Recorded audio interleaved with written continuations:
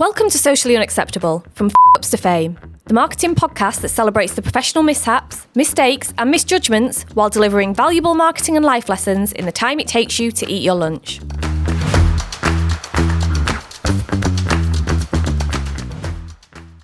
I mean, like, shopkeepers were like, why are the two buffalo like charging down? I suppose it's the democratization of creativity, isn't it? You know, why should the leaders in the company be the ones that have the democratization? Do you like that? Yeah. You like, Yeah. He's written that down somewhere, hasn't he? You know, no one's got the monopoly on a good idea, have they? You might be a Gen Z who's just entered the workforce, but actually they've been to a gig, they understand youth culture, they understand whatever it might be. In a way that I couldn't possibly understand. So that's a fascinating point. What does a head of European public relations do for Audible then? Yeah, it must be quite a big job. Is it lots of fancy flying around and drinking champagne in foreign countries? I mean, when I can, I would be absolutely up for that. Hi everybody, welcome back to Socially Unacceptable. This week on the show we have the lovely Richard Noble, who is Head of European Public Relations at Audible. Is that right, Richard? Have I introduced you properly? That's a perfect introduction. Yeah, that's exactly what I am. Great. So do you want to tell us a little bit about what you do at Audible? Because it's a cool company. Tell us a bit about Audible and what they do and what you do for Audible, if that's all right. Yeah, that's right. I work for Audible, which is part of the Amazon group. We're a leading provider and producer of spoken word audio. So audiobooks and podcasts, we make a lot of those in-house. We have our own studios. And as I said, we're part of the Amazon network. So we have a lot of customers through Amazon. I have been at Audible for 8 years as UK head of public relations. And in January, I recently took on our other 4 marketplaces around Europe. So it's been a busy 2024. I bet it has. What's the demographic of audiobook consumers like then? So, I mean, I would assume it's a slightly younger demographic. Is that fair to say? Yeah, that's a really interesting question. Like when I first started, which again, like I said, it was 8 years ago, quite a while ago, I think it skewed a little bit older.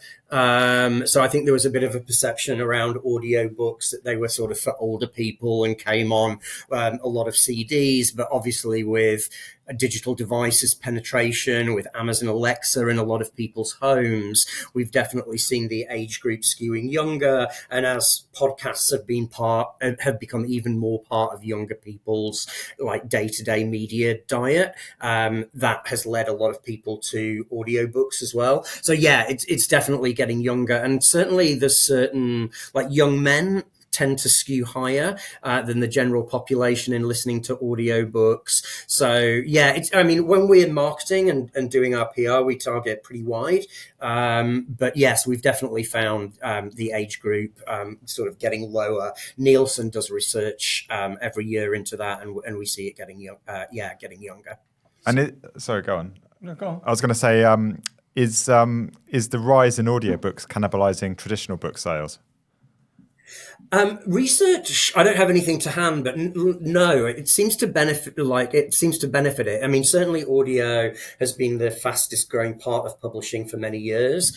But from the research that we undertake with our members, and like I said, that Nielsen undertakes, we see like it hasn't been cannibalizing print books. I think people find different opportunities to, like, certain books they would prefer to take on holiday and read by the pool. But at the same time, if you're, like commuting or out for a walk or doing other things, people tend to turn to audiobooks. So yeah, I think they've been quite complementary to each other as opposed to sort of competitive. I wonder how many audiobooks does the average Audible member consume then? Good question. I don't have that figure. I mean, we definitely people have like widely differing consumption rates. Some people, I don't know if I have an average. I mean, we when we're marketing and doing PR, we look at heavy buyers and more occasional users. But again, like our membership includes sort of one main audiobook a month. Like we give a credit, and they can use that for any audiobook on our site. But then also, if they've listened to that that in the first week of their membership. We have thousands upon thousands of titles and podcasts on our site until their membership renews and they get a new credit. And what do people do with podcasts then on Audible? Because it's not a platform that, I mean, I've used it for audiobooks. I'm a bit of a Star Wars geek, and I downloaded me too. Yeah, I downloaded the Darth Vader. Here we go. Yeah. I'm not going to go down a rabbit hole. I downloaded the Darth Vader book, which was quite fascinating with the backstory and everything. But how do people use it for podcasts? And do podcasts, is it a paid section of it, or how does that work then? No, it's not we make a lot of our own podcasts, but we also have the traditional RSS podcast feed. So you can, not everything, but you can get the similar things that you can get on like Acast and BBC Sounds, etc. So we see our podcasts as a member benefit. So we really curate them. They tend to be either big comedy like Alan Partridge or French and Saunders.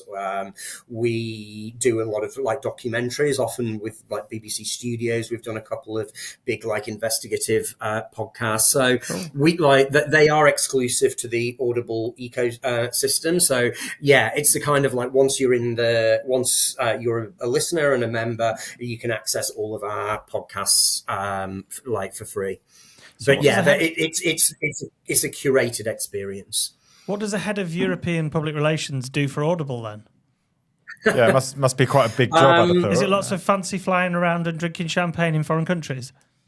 When I can, I would be absolutely up for that. I'm still sort of finding my feet in the European element of it. It's super interesting. We have 4 countries that we have our own services in, which are France, Italy, Spain, and Germany, all at sort of different stages. So France has a relatively small catalogue and is quite new, but Germany has been, we've had Germany about the same time as the UK, which is around 20 years. So I have a small team with people in country, and we look at kind of often we're content driven.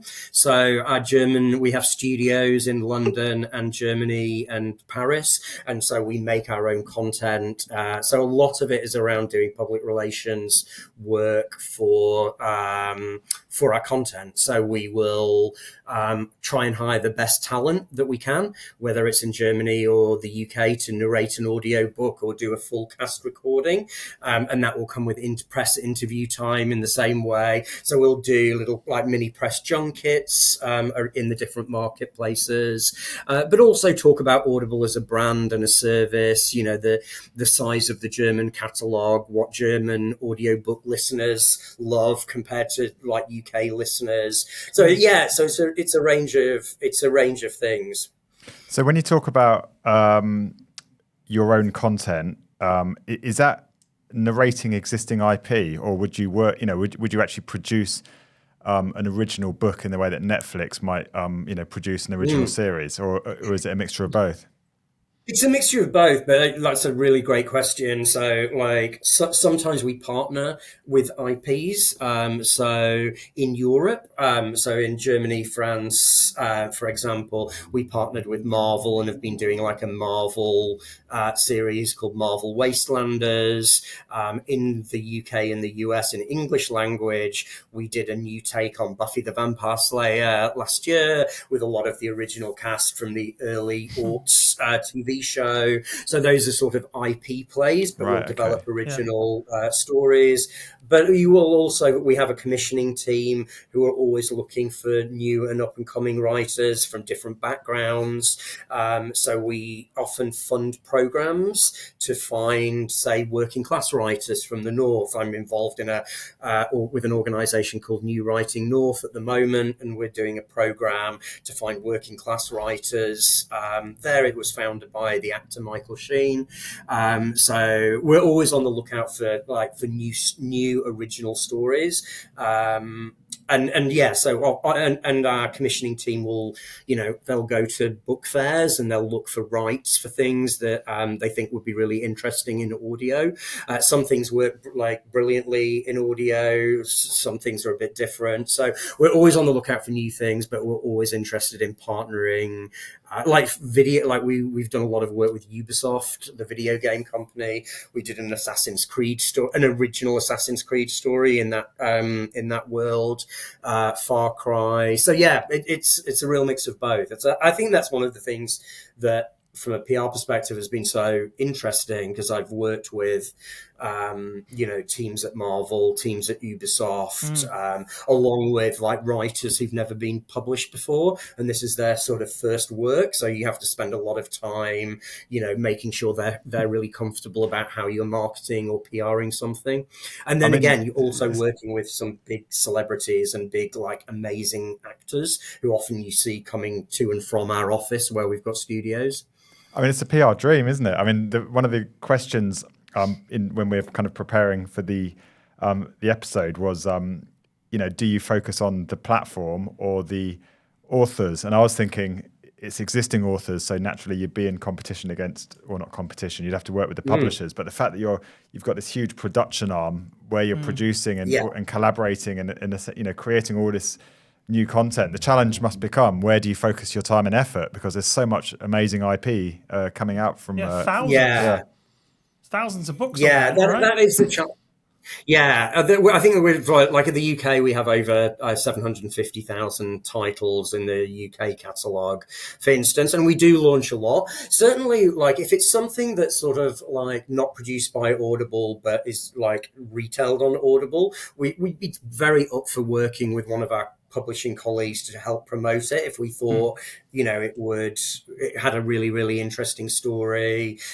We tend to focus on our own productions. Recently, in fact last week I think, or a couple of weeks ago, we launched an adaptation of George Orwell's 1984 that had Andrew Garfield in the cast, Andrew Scott, Cynthia Erivo, Tom Hardy. So we had a really, really big cast. We had a really Matt Bellamy from Muse had done the music. So we had that. So that became we knew that was a primary PR focus for for April and even in the run up. So yeah, so we definitely the year before, we look at what we call our slate, same as TV stations would do, and be we'll be mentioning this title in our newsletter. This one's a bit more focused on social media. This one's a perfect social media story, but actually this one is a bit more mainstream media. So we think it will get great reviews and great coverage in The Guardian, Mail Online, wherever that may be. And so yeah, we kind of work out in a rolling sense what we think our big hitters will be, that also the ones that will bring people to Audible for the first time. But that's a real ongoing job, and that's in discussion with the casting team, the marketing team. If it's an international production, 1984 launched in the US, so we'll kind of liaise with them to find the right date to make sure it doesn't clash with, something that our US colleagues are doing with the Obamas, because we do things with Higher Ground, the Obamas media arm over there. So there's a lot of moving pieces to try and work out when to do things at the right moment, not to clash, and to give it the most success. So talk us through a kind of a tentpole launch then. So there's 1984 sounds. Did I hear Tom Hardy? That's a good example. Yeah. So how would you typically kind of take that to market? And the second part of that question, which you can decide to answer or not, is have you ever been savaged by the critics as well after you've gone to market with a launch? So yeah, I think I could do both of those. 1984, the PR team and the marketing team we have incredible casting and executive producers, but it's great because we are consulted on casting, for example. My colleague Camilla and I will get from casting a list of these are the potentials for this production, be it 1984, be it whatever we're sort of working on, and so marketing marketing will have some feedback into that. PR will have some feedback into that, being like, oh, this person's super hot right now. We should push for like more PR interviews. So then, like, depending on the size of the project, we might do an announcement release. So, entertainment media, probably the biggest ones, what we call the Hollywood press, the Hollywood Reporter, Variety, and Deadline. They all have, like, the UK is a big entertainment ecosystem, so they all have big, they have UK reporters. So if it's a really, really big project, we would speak to one of their reporters and see if they wanted to have an exclusive announcement. Usually that would be when we would announce the cast if it was big enough. But then at the same time, maybe there's a smaller investigative true crime podcast, and we might just start the public relations on the day it drops on the website, because we really want our customers and our members to find it that day. So some projects, like, you start announcing in advance to build industry buzz, like, for instance. Others, it's more like targeted at the consumer, so you kind of want to just make sure the consumer finds it immediately. Is there such a thing as a premiere then? Would you do a premiere or a kind of a launch event for a bigger production? Yeah, we have done. I mean, we always wrestle with it, 'cause it's a strange one with audio, but with the bigger cast ones, we haven't done for a while, but like a few years ago, we did like an X-Files production. We did an Alien story, and we were kind of like, we would never like premiere the whole thing, which could be like 4 hours, 8 hours. But for instance, when, like, not far off from when I started, we didn't have like any major talent, but we took over the London Planetarium at Greenwich, and invited media there, had like a sort of little premiere drinks party, and sort of played some of the audio as, like, we were listening to, as we were sort of sitting in the planetarium. So yeah, I mean, increasingly, I think audio entertainment sort of sits alongside some of our partners at Amazon Prime Video and other entertainment things. I don't think we haven't done like a red carpet premiere for the whole thing, but we've definitely done events to celebrate the launches of certain projects. Yeah. So you came to Audible, but before that you worked at Samsung, right? But you worked in Australia. That's right. Was it in Australia that you worked for Samsung? Yeah, my partner's Australian, so we've kind of like moved backwards and forwards between Australia and London over the years. And so, yeah, I was in Australia for about 10 years. Okay. Mostly. And so, yeah, I was working at Samsung before I came to Audible, and I was head of corporate affairs for Samsung Australia for about 4 years. Right. Okay. And this show's obviously all about fuck ups, and you've sent one through about when you were working for Samsung. Although you did say you had quite a few for Samsung, so this was quite interesting. So, tell me the story of how the hell Samsung was involved with a buffalo. Yeah. I when I was kind of racking my brains when we were talking about kind of what we would sort of talk about in the kind of the PR fuck up thing, I like, yeah, I was really racking my brains, and there was like working in Australia for a big tech company could be pretty crazy. Like, you're making really like cutting edge products, you're getting them out all the time. There was a lot of experiential marketing and things. So basically, I mean, this is a kind of like a general fuck up. I still think back to whether this was me or whether I missed an email. But basically, did I? Because responsibility. Easily done. Yeah. I honestly don't think I don't think I was told. Is what I went back through my emails, but basically it turned out that it turned out that I think the global team at Samsung were doing a shoot for a global ad campaign in Sydney, in it was like Centennial Park maybe, and like, yeah, like myself and my team, and in fairness, like our marketing team, like no one at Samsung Australia sort of knew about it. I happened to be at our PR agency, the brilliant sort of Edelman, in the centre of Sydney, and how I found out about it was I got a call from a journalist colleague, well, a journalist friend, or someone I'd certainly worked with and travelled with a bit on junkets since I'd been there. He's called Daniel from Channel 10. He called me and was like, do you know anything about a Samsung video ad shoot that's gone wrong in this park? And I was like, what? No, what are you talking about? We're not doing any shoots at the moment. And meanwhile, I was sort of on the phone, frantically, gesturing to my Edelman colleagues, being like, get on the news, check the news, check everything.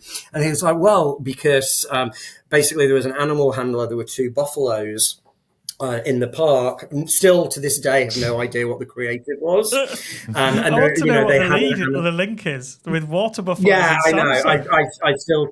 I still to this day don't know what it was. I assume it never went to market in Korea. It was for the Korean market. And I mean, if you're ever in Korea, the ads are incredibly creative, but pretty wild. So anyway, the animal handler lost control of the buffaloes that went charging off down the street in Sydney and into a suburb called Newtown, which has a great high street. It's called King Street in Newtown. And so, shopkeepers were like, why are the 2 fucking buffalo charging down? So anyway, this was being recounted to me. The television was going on in the meeting room that I was in while I was on the phone to the journalist. And there was a helicopter shot. And I sort of said, I was like, why do you... I'm sweating. Yeah, I know. It was truly I'm sort of sweating thinking about it.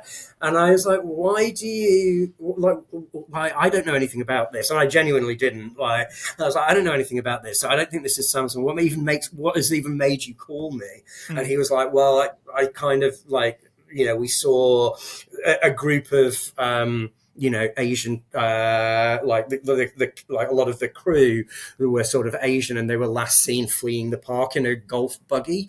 And I was a bit like, with the Southeast Asia is a big area, we're talking Japan. I was like, it could be anyone. Anyway, if I hear anything, I'll let you know. And I put the phone down and I was like, this has our company hallmarks all over it. So in the end, we just formed a room. I spoke to our head of marketing. We were on the phone to Korea. In the end, we started to kind of track down, the people who were involved in the shoot who'd kind of fled the scene. And I sent my PR manager to their hotel to sort of prevent them leaving, because the media were scouring the neighborhood to try and find anyone involved. Eventually the fire brigade were called, and the buffaloes were cornered in someone's backyard, I think it was. Yeah. So it's dangerous. They're really aggressive. It could have been really. Nobody dangerous. was hurt though, right? No one was hurt. Do you know what? I can't even remember. It was 10 years ago now. Whether we ended up sort of issuing a statement about it. I'm sure we must have done in terms of accepting responsibility. But there is something about Australia, doing PR and marketing in Australia. They call themselves larrikins. It's quite a funny media market. You can have a lot of fun with Australian journalists. And as long as no one's hurt. And it sort of became quite a memeable story. It became the sort of piece at the end, of the news that was what else happened in Sydney today, kind of thing. So it was certainly a lucky escape, but even whenever you work at as I've done for a couple now for big organizations, it is amazing how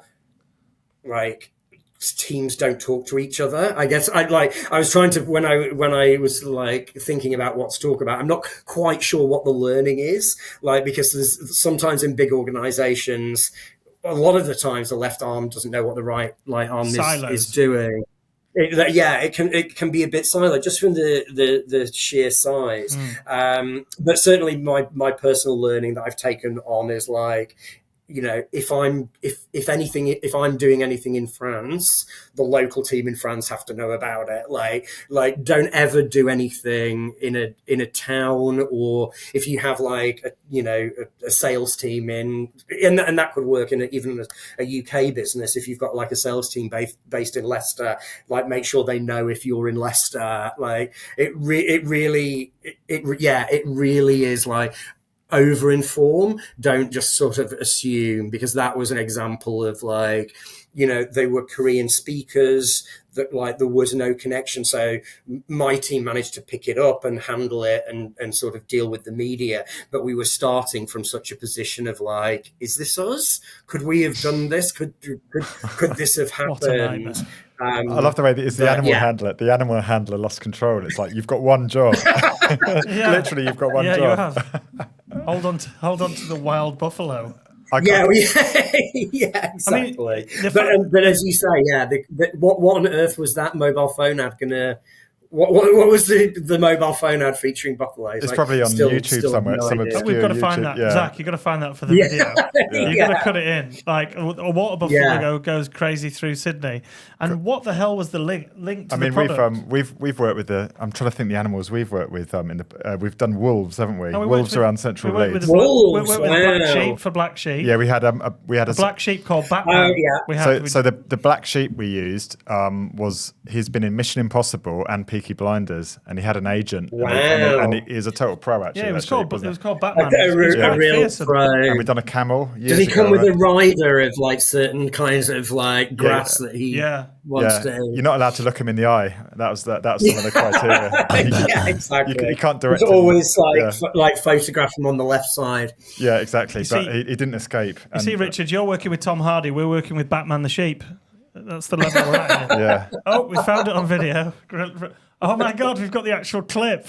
I think we'll cut that into the edit. That in the video. Yeah. Oh, you found the clip of the buffalo charging down King Street. Okay, excellent. You're right about Australian media, because I've spent some time in Australia, and they do have a bit more fun with it. And I can imagine Channel 9 or whatever, or Channel 10 following the buffalo in a helicopter and people ringing in. Yeah, I can absolutely imagine that. Yeah, but can you imagine that in Camden Town? Just near the London Zoo, if two buffaloes escaped and you were filming it. The media wouldn't be quite as friendly, would they? It'd be tasered. No, I don't think so either. And also, I do remember that call with Daniel from Channel 10 where he's like, "This is Samsung, isn't it?" And I was like, "Mate, how dare you suggest that it would be us?" Okay. And I feel like we both knew that it was. Like it was Samsung. I'm sure we had drinks about that later. And again, working in PR in Australia was so fun, because I had like such great, even when you were working for like a really complex business like Samsung, I had like such great mates that I'm still in touch with today from the tech journalists in Australia. They were like such a great group who always like respected what you could and couldn't tell them. As long as you were as like honest as you could be, and have a pint afterwards, they were a great bunch. So that leads. I've got a question on that actually, and again, you mentioned this in the pre-show briefing. So obviously, media relationships so important, and that can be the difference between a positive story and negative story. And as you said, in Australia, great relationships. So what's your view of the kind of the landscape in the UK, particularly post-pandemic, where there's less journalists in newsrooms. People don't meet for long lunches, unfortunately, as they used to. People work remotely, so you can't even go for a coffee with them. What's the landscape right now when it comes to building those relationships? Yeah, I think it's tougher. Like I tend to do it less in London, because I'm like, I have like a brilliant colleague and a brilliant agency like yourselves who do a lot of that. I mean, we do try and do it as a team, like these days, as much as we possibly can, in terms of, you're right, the timings there. I think it's pretty beneficial sort of being at Audible and being in being in like the entertainment industry, because it is inherently a bit more social. So, like you say, even if Audible isn't having a premiere, a lot of brands are having premieres. There's, the Sundance Film Festival. There's a lot of book festivals. Audible's like we're hosting a party for the Women's Prize for Fiction. We're a sponsor next week. So I think like I've like maybe I'm not representative of the sort of wider industry, because I've been pretty fortunate to work in an industry where that sort of thing does still happen to a degree. So there is a bit more face-to-face. But even regardless of face-to-face, I do think the times I've had the most respect from journalists is like, I don't know. I feel like and this can be with stakeholders at your company or whoever it is. I just always try and just be like, I would hate to be thought of as a PR person that spins stuff. I think that's why government, PR would never, government communications would never have been for me. I understand the need for confidentiality and sticking to a key message. But I also think sort of, off the record, you can have a conversation that is like, you know me, I would tell you this if I could, you've got to respect that, either myself or my spokespeople can't answer this question. And I don't know whether it's personal style, but I've always just hoped to be able to have a journalist call me, be like, mate, I don't think you're going to be able to tell me this, are you? And I'm like, probably not, but hit me anyway. So yeah, I think it's hard to have sometimes trust between PR and journalists, but by, I don't know, being as authentic and honest as possible within the restraints of your job has always served me well. So we've talked a little bit about a big fuck up with the Buffaloes. What kind of crises have you been involved in then before? Because Samsung's had quite a few, hasn't it? I mean, was it Samsung that set on fire? The products kept setting on fire? Or was that the Google Pixel? In Australia, there was a product recall that I was involved with at the time. When I first joined Samsung, because I'd always worked in consumer, I think Samsung was really my first proper in-house job. And really the role covered consumer communications. But then there was so much kind of issues and crisis and corporate communications that I just sort of fell into it. It was never really sort of a planned part of my career journey. And the things I'm talking about are completely in the public record. But yeah, when I first joined, it was at the time was sort of, I don't know if you remember, there was a big litigation between Samsung and Apple over patents for the iPhone and the sort of Galaxy series. So very soon after I joined that, Australia was actually like a test market. Samsung had been sued by Apple in that market. I think there'd been a counter, but there were only 4 countries in the world. They were sort of almost steering clear of some of the bigger markets like the UK and the US, and was testing out litigation in some of the smaller markets. So that was kind of my first experience of being in court. I remember kind of going to going to the courtroom when it was on in the mornings, and then when it would break, I would have a quick meeting with the barrister that was working for Samsung, who would sort of explain what had just happened and things, and then it would be about kind of communicating that back to our headquarters in Korea, and we had a regional headquarters in Singapore, and sort of working out kind of what you can and what you can't say. And then also obviously looping in just the most extensive legal you could imagine in order to, and I think probably in most cases, we didn't say anything, but as a corporate comms person, it was the kind of the need to understand what the issue is before you could then kind of communicate the right advice to the managing director or the C-suite who are looking to you. And then, yes, like you said, there was I can't remember the exact date, 2012, 2013. A product recall for washing machines in New South Wales, in Australia, around like house fires, or not house fires, but like washing machines.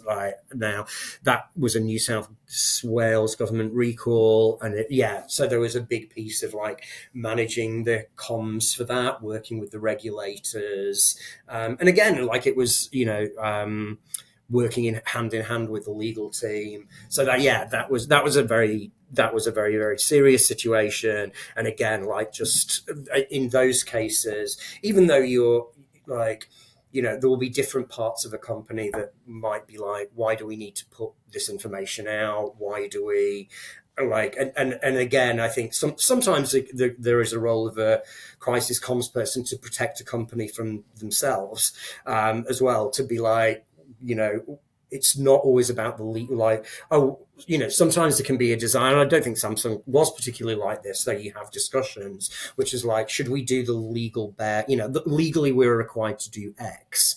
Whereas I think what a comms person can do is like, yeah, but have you actually considered doing X plus Y plus Z? Yeah. Because this isn't just a legal case. This is also a reputational case. And actually, while no one ever wants this kind of thing to happen, there is a potential to come out like, if we behave in the right way and do the right thing by our customers. And, lots of electrical brands over the years, have had issues, but by ensuring, the best customer service, immediate replacement, being very open and transparent, maybe more so than the law requires, you're building up your, a damaged customer reputation, and could maybe come out, if not looking like the good guys, at least not looking like a, cynical corporate conglomerate that doesn't care about its customers. So sometimes, I think there are like, I think corporate comms or PR can be seen as like spinning the bad away, but sometimes like you can be the person within a company being like, let's do more and put that out and be and not be the bad guy. Be transparent. I think that sometimes be transparent, and sometimes PR and comms can be misunderstood, and I think that's a way internally that you can influence, or I have been able to influence, like doing the right thing. I think a product recall with a product as big as a washing machine is not an easy thing either, is it? Because if there's a product recall on anything, you normally take it back. How the hell do you take a washing machine that's plumbed in your house, that's been delivered? That is not an easy thing to return, is it? Sounds an expensive product recall to be doing. It was huge. And I mean, obviously you can't expect a customer to take it back. You had again, it was quite a while ago, but I mean, that was like having like full teams of people traveling the country and even contacting people. 'Cause it was, it wasn't like a low. It was like a relatively like low to mid range cost, but they would have been sold through different retailers. Some sold through us. So even I think we worked out there were 200 or maybe 180,000, around Australia. Again, geographically, quite complex places to get to. But I mean, it was really like we did a lot of work in having teams going to people's houses, a marketing campaign. Again, that was about trying to go above and beyond and making sure they were sort of out of people's houses. But I mean, it was going on like way after I think I left in 2015, maybe, like 7 or so years ago, 8 years ago. God, more than that. But it was going on long after I left, because you just had to get it right. By then, the comms element of it had gone, but the media. I think I was like at the heart of when the news broke. So I've got a question, slightly different. You've obviously kind of had a range of comms jobs. Now you're obviously in house. You must have worked with an awful lot of different agencies. Now, you seem like you'd be quite a good client. You seem quite.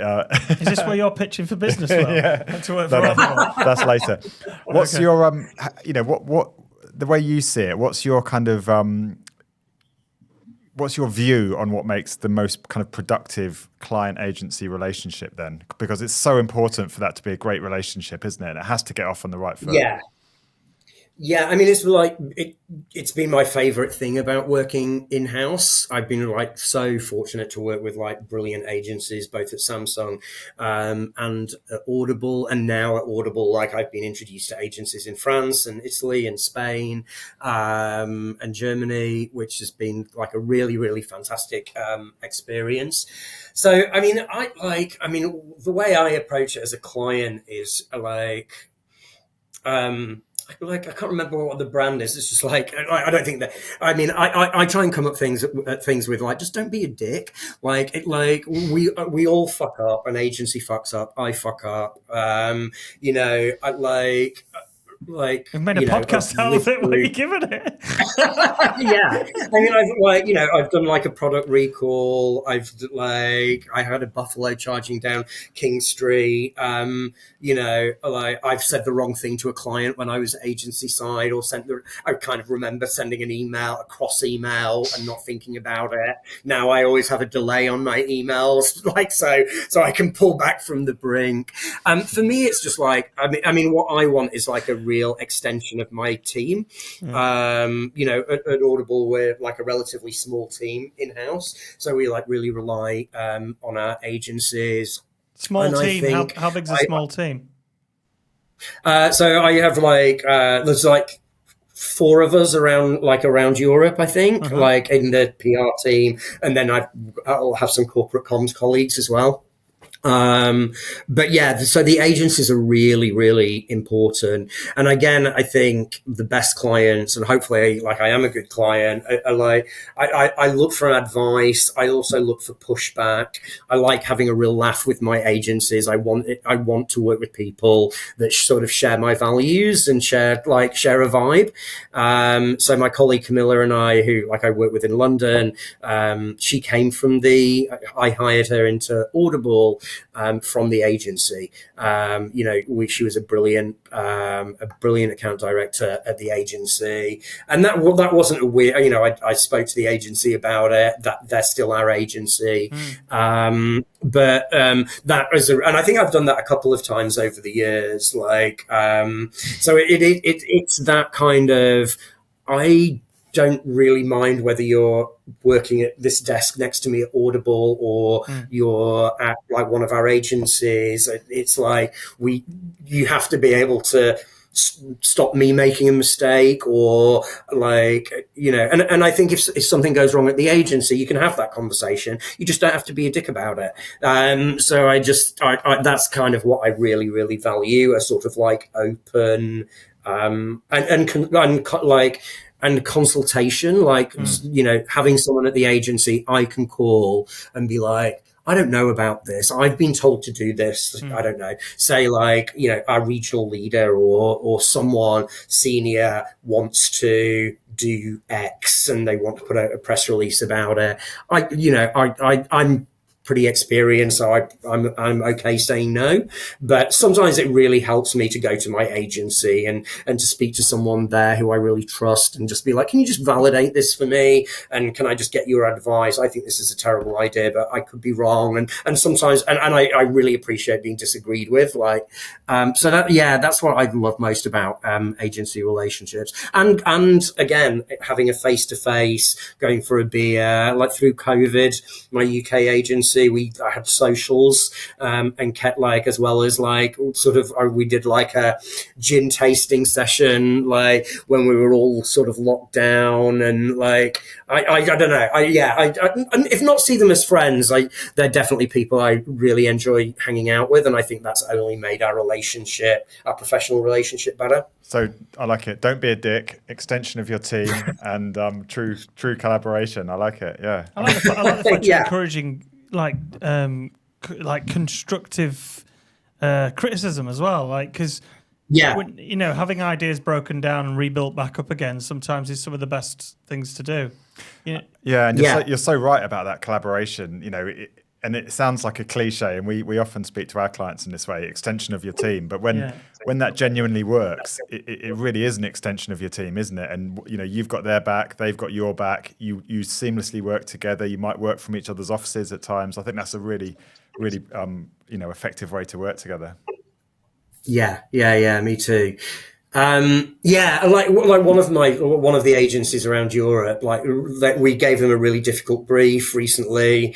Like, it wasn't quite right when they came back, and I was like, I don't know if I was in your position, I don't know how I would have answered this brief, thinking about it. And so we're just like, should we all just get in a room and I can talk about what the challenges are, and it not be like agency just presenting to client. Maybe we can co-create something and let's get us all together in one room and have like an old-fashioned like collaborative brainstorm. Because sometimes in-house you miss that. Like, you do a lot of a lot of admin, a lot of stakeholder management with all the like different departments. And sometimes again, one of the reasons I love being part of an agency, and you miss that sort of vibey, let's have a creative session. So I would encourage people who go from agency to in-house to try and keep that sort of, part of themselves, that the sort of creative brainstorm kind of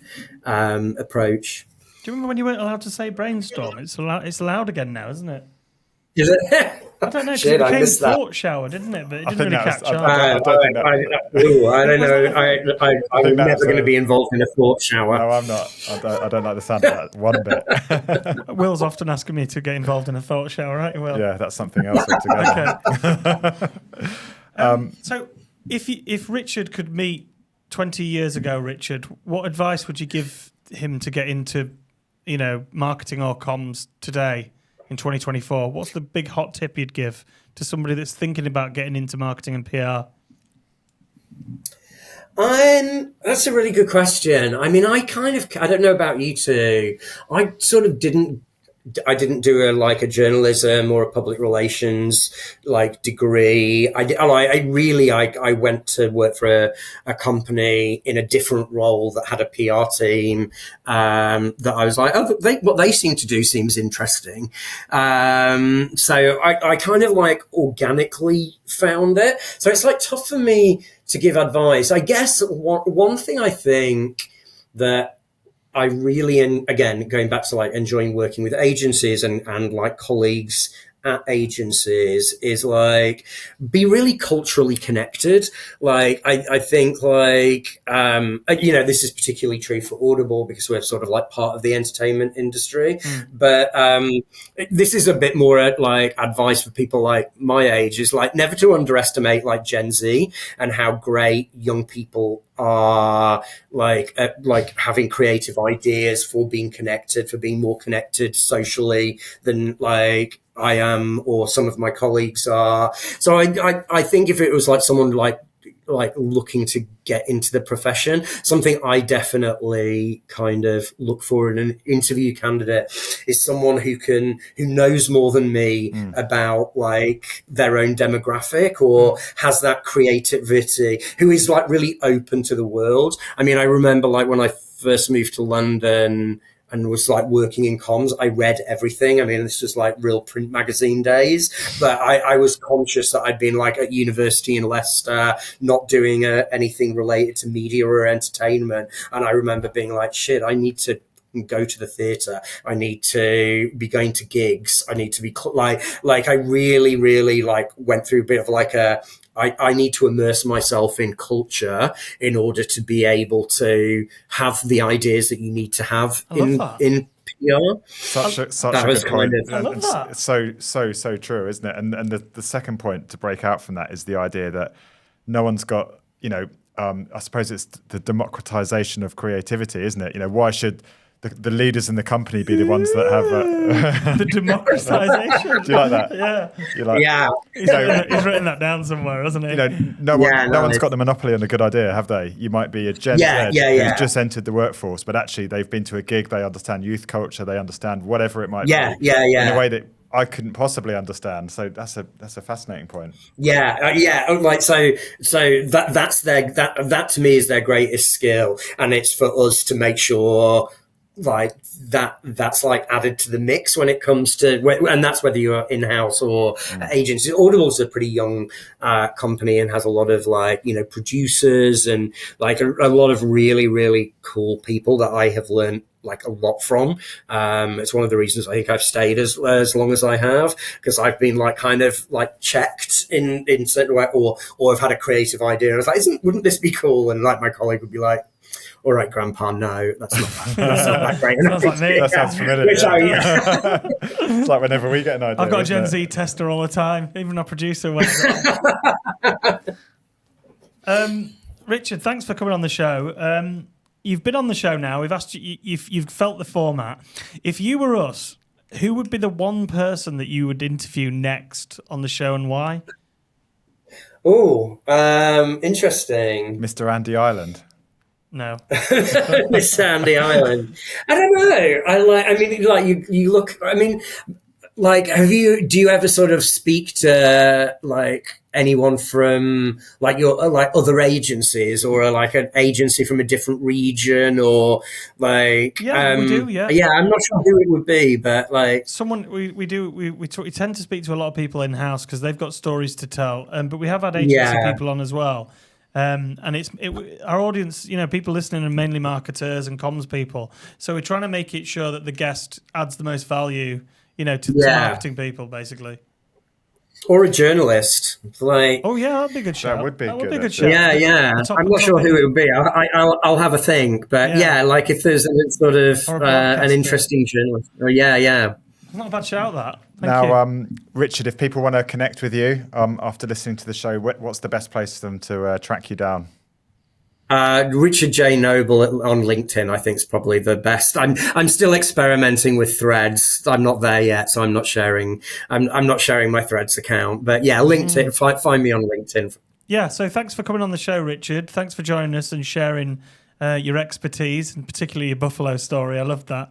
The Buffalo episode, that's their working title, isn't it? Wild Buffaloes Wouldn't Hold Me Back is maybe something, I don't know. That could be the title. But thanks for coming on the show. You can brainstorm the title of the show. Yeah. But thanks, it's been great. I've really enjoyed talking to you both. Brilliant. Port shower. Thanks, Richard. Thank you for listening to Socially Unacceptable. Please remember to subscribe to the podcast and leave us a 5-star review. Don't forget to follow us on social media on Instagram, TikTok and LinkedIn at Prohibition PR, and Twitter at Socially UA. We would love to hear some of your career fuck-ups so we can share them on the show. For more information on the show, search Prohibition PR in your search engine and click on podcasts. Until next time, please keep pushing the boundaries and embracing the socially unacceptable.